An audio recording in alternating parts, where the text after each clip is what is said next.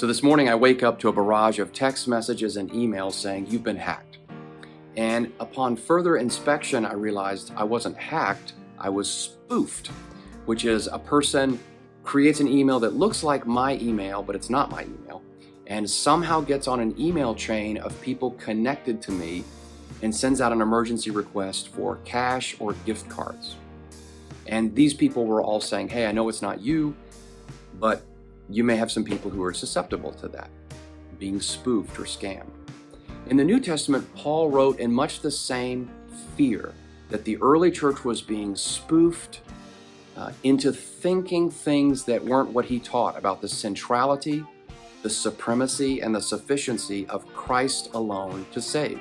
Apparently in Colossians, there was a unique little false teaching that popped up that Paul was specifically addressing, saying, you know that's not true.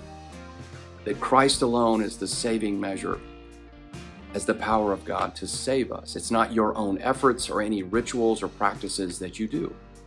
In the modern church, the church I'm a part of, the Presbyterian Church, we hold up the pure preaching of the gospel, the right administration of the sacraments, and church discipline as elements of the true church. That any church that won't edify its people according to God's word, or correct God's people according to God's word, or keep people in line with the gospel according to God's word, nurturing them with the sacraments, it's not the full church.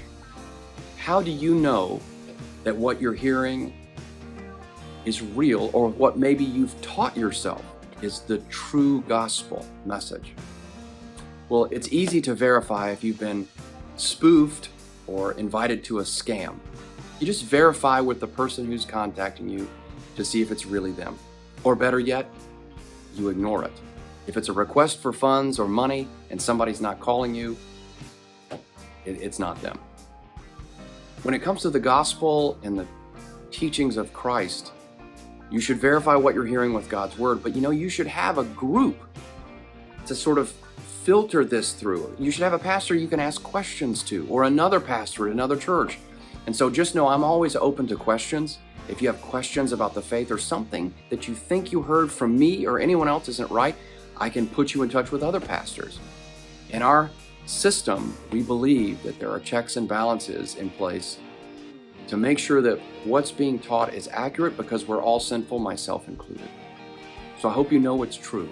And if you ever get an email from me or a request for money, it's not me. And I hope that if you ever hear something you're not sure about, you have a resource you can go to, and I'm always honored to answer email requests about the truth of the gospel. Thanks for listening today.